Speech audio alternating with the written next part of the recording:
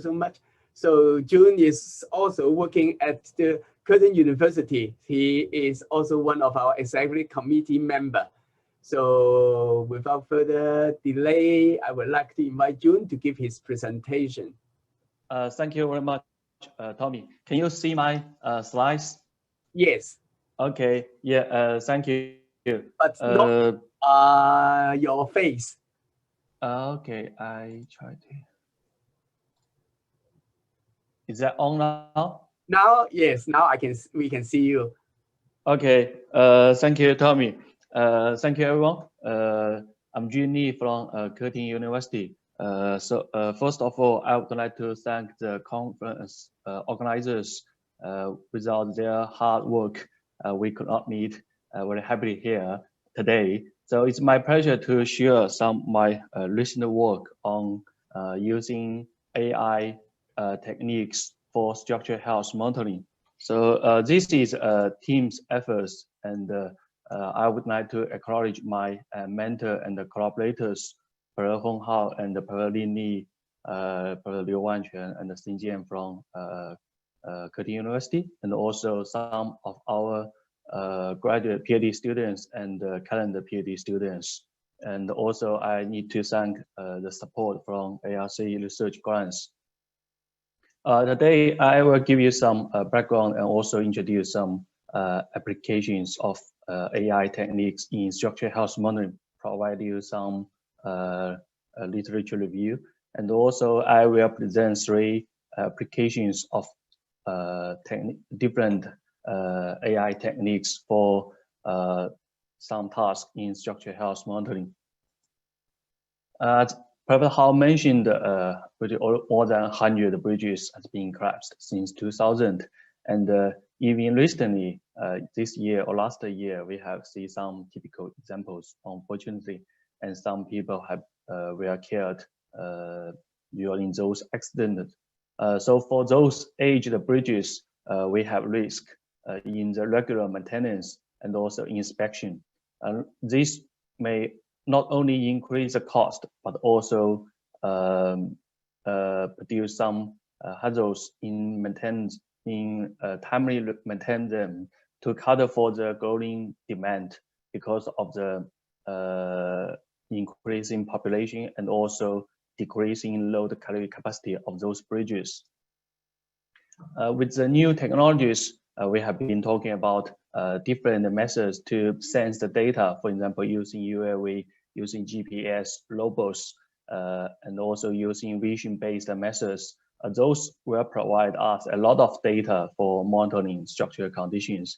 And we have new techniques, technologies, IoT, AI, and also different data analytics techniques to analyze those data to interpret the structural conditions so that we can better monitor the infrastructure health, for example, for bridges, for railways, and we can reduce the risk of those infrastructure and also reduce the cost of maintenance. So long term, we can achieve the infrastructure sustainability. Briefly introduce the idea of AI, so machine learning and the machine learning. So those techniques build up on the data, so they learn and predict based on data. So we build a model from input to output, and those predictions can be data driven, or it could include the physics in training the models. I will talk about this a little bit later. So we have many different AI techniques. For example, CNN, this has been mentioned by Ali, and also another machine learning techniques, for example, decision trees, clustering techniques, and also the GNN transfer learning, and also others. Depending on the applications and the purpose of machine learning techniques, we can achieve supervised or unsupervised learning, and we can use those techniques for dimension reduction or make predictions or anomaly detections in structural health monitoring. So for those techniques, now we have been working on this, and also probably I introduced a bit about those three categories. So the first thing is data-driven. So that means the structural health monitoring is purely based on data. So, or we could perform the training based on the real monitoring data, or we can use statistics-based index to monitor the conditions of those structures. Like this, we can find out whether this is health or damaged based on the statistics index. And so we can build a mathematical meta model to predict the structure condition. So that means we use data to represent the structure. And also we can use physics-based methods. For example, typical one is a finite element model. We use monitor data and the finite element model to update the structure conditions and identify any damage in the structures. So this is a physics-based method, or we could use hybrid approach. So hybrid approach is based on data-driven and the physics-based. So we could use data-driven methods to create a model. This could be a mathematical model. And also we can introduce some physics-based knowledge, for example, the modeling or the physics of the structures included in this data training process or the network methods, so we can achieve a better understanding of the structural conditions. And one of the challenges in these techniques is we could have monitor data which is uncertain, but from complex and challenging environmental, and how we can increase the interpretability and find out better figures from fused data and the models for predictions. I will give you some typical applications of AI techniques in structural health monitoring. So the first thing is data abnormality detection. So as you can see, these techniques use AI methods to find out the abnormality in data, for example, missing, minor, or outliers. This is one of our studies. We use AI techniques for signal denoising. So you can see we can denoise the data by using AI techniques. And this has been mentioned by Eddie.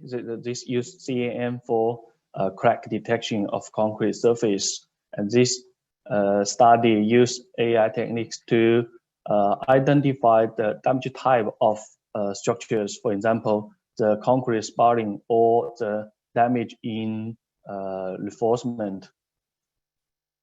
This is one of our published study in using sparse autoencoder to detect the structure damage and identify the severities in structures.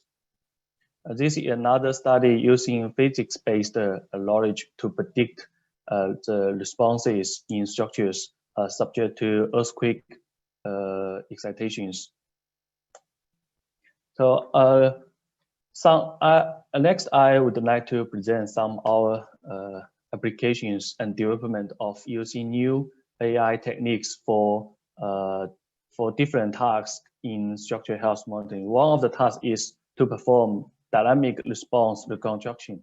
So as you know, for large scale structures, we usually could only install a limited number of sensors. So that means we only have a limited number of measurements. So that, and some responses at the critical locations may not be accessible. So that means we could not measure their responses. And those data, sensor data could be lost, for example, due to malfunction of systems or due to the lack of power supply under extreme events, for example, earthquakes. And then if we could perform dynamic response reconstruction, we could enhance the information for structural health monitoring. And we developed model-based or data-driven based methods for this task. So previous work, I have done some work based on finite model to perform structure response reconstruction based on transmissibility. Or some other methods, they use EMD or like interpolation methods based on optimal sensor placement. They also could achieve the response reconstruction. But all these methods need a accurate finite element model. So the response prediction will be accurate. And another category of method is data-driven, for example, based on complexive sampling. This is one of typical methods used in this area, and the largest could be Bayes inference. Or now we try to use AI techniques to perform inter-channel correlation to reconstruct responses at unvariable locations by data-driven methods. So that means we only use real measurement data to construct the responses at the larger locations, which, for example, cannot be measured or the sensor is malfunctioned. And now we use a dense net. So you can see this is the architecture of this network. We use 3 dense blocks and we use skin connections to build these networks.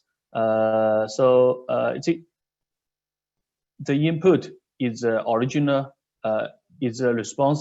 original measured responses at the known locations. So that means those from well-functioning sensors, these responses are served as input.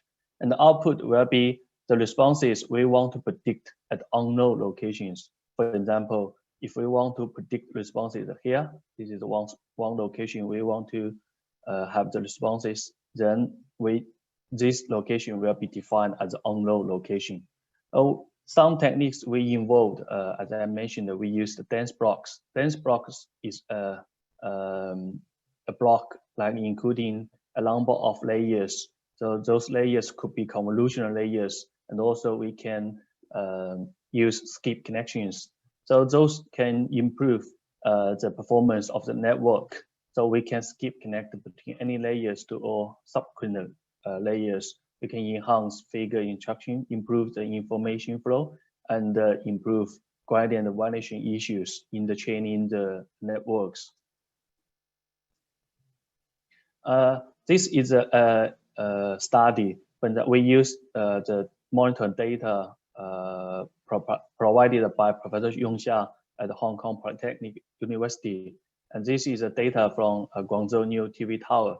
We use measure the responses from a number of sensors, and we did some pre-processing the data to process the data for training and testing the network. So the first thing is we try to investigate the reconstruction by one-to-one mapping. So we use different channel numbers, try to different channel responses to reconstruct the response at the channel 17. So we can find out the errors. And also we started, for example, if we started and find out if we only use one sensor, the response reconstruction could not be very accurate. We can predict some peaks, resonant frequency very accurate, but may also miss some larger frequencies. That is because different locations of responses, they may have different excited modes. So to achieve a more robust reconstruction, we probably need to use multiple channels. For example, a number of different channels, they may cover different excited modes, so that we can have a very accurate reconstruction and the prediction, both in both the time domain and the frequency domain. So as you can see, they're almost matched.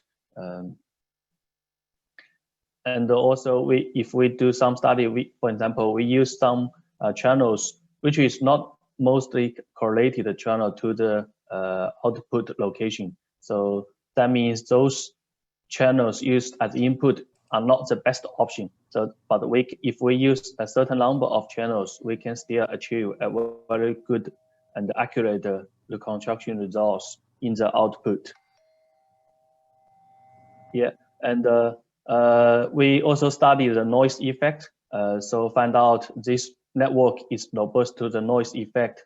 So even with 20% noise effect, we can still accurately predict the response in time domain and the frequency domain. And further, we use this for model identification. We can see we can accurately reconstruct and identify those excited modes by using the reconstructed responses. So that means the reconstructed responses have the true vibration characteristics, vibration properties of the structure, so that we can use that reconstructed responses for model identification and the damping identification. Even the damping identification error is less than 0.1%. That is very accurate, and the callback can up to 99%. The second application, so I probably need to go a little bit faster. I'm running out of time. So the second application is you use deep restitution network for damage identification based on AI and the physics model. So we have a limited amount of real testing data from monitoring system. For example, for this case, we only record the data from triggered events, and also we don't have much data for damage case. So we have to use a physics model, for example, a finite model to generate the training data, simulating different structural conditions, so that we can use those data for training.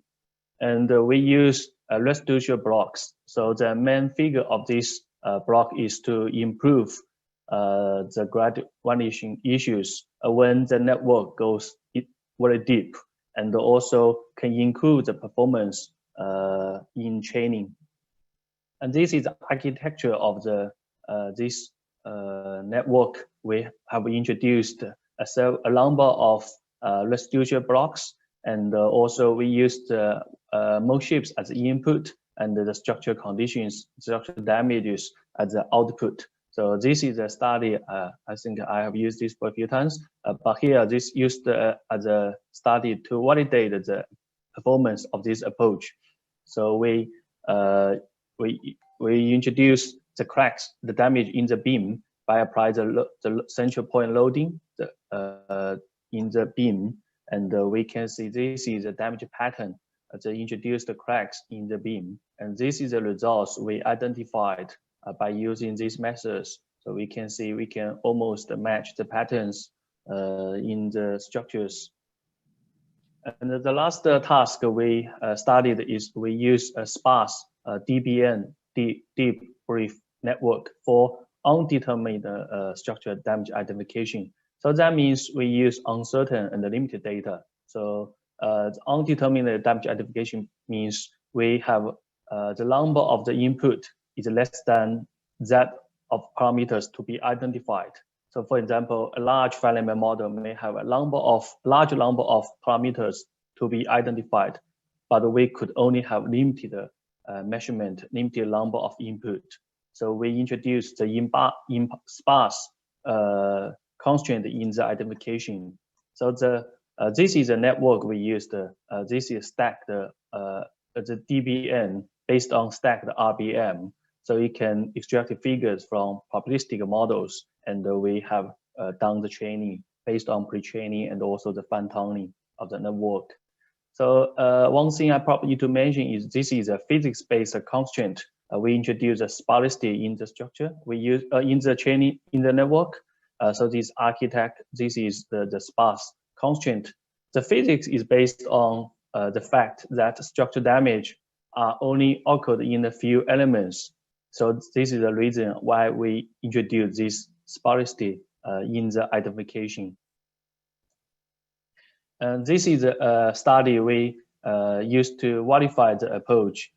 This is a frame structure. We introduced two damage cases, and we performed the dynamic test to obtain the natural frequency and the mode shapes of the structures before and after damage. And we use those measured mode shapes to identify the damage. This is a single damage case. This is a multiple damage case. So as you can see from the results, and by using our approach, the identification results are very sparse. That means only a few elements are damaged, and we can identify them and locate the damage very accurately. Yeah, so the last I would like to mention, we have developed the dense net and also some other methods, like for example, a ResNet and a sparse DBN for various tasks in structured health modeling. So these are only some applications of our AI techniques for structured health modeling, but we are still doing more work, and these are some publications in this related in this talk, and thank you very much for your attention. Thank you so much, Jun. So you have used up all your time. So, any questions from the audience? So it seems that maybe they have no time because your talk is so interesting. They have no time to write the question. So, so since we are running out of time, so maybe I ask you just one question regarding so much of your work there. It seems that some of your artificial neural network or the machine learning unsupervised method. That is, they are mainly to check the outlier, the anomaly. So what's your plan to make it to have further development to make it to for locate the damage as well as to assess the extent? Yeah, thank you, Tommy. Actually, we have done some work to locate and identify the severity of damages. For example, we use the restitution networks and also dense networks to identify the damage in structures. We can not only locate, but also can identify the severity of structural damage. Okay, so thank you. So there is one more question. Can you give a quick answer? Can you look at the Q&A? Oh, yes, thank you. Yes, the challenge to use SVD to process the in-field data is hard to get the visible peak amplitudes.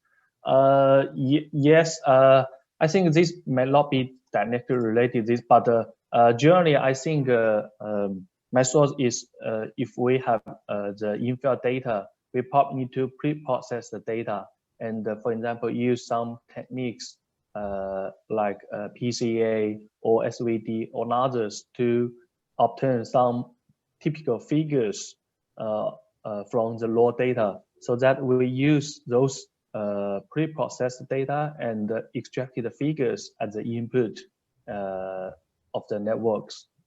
Okay, so thank you. So because of the time, I think we need to stop here. Thank you, Jun. So yeah, thank you, Tommy.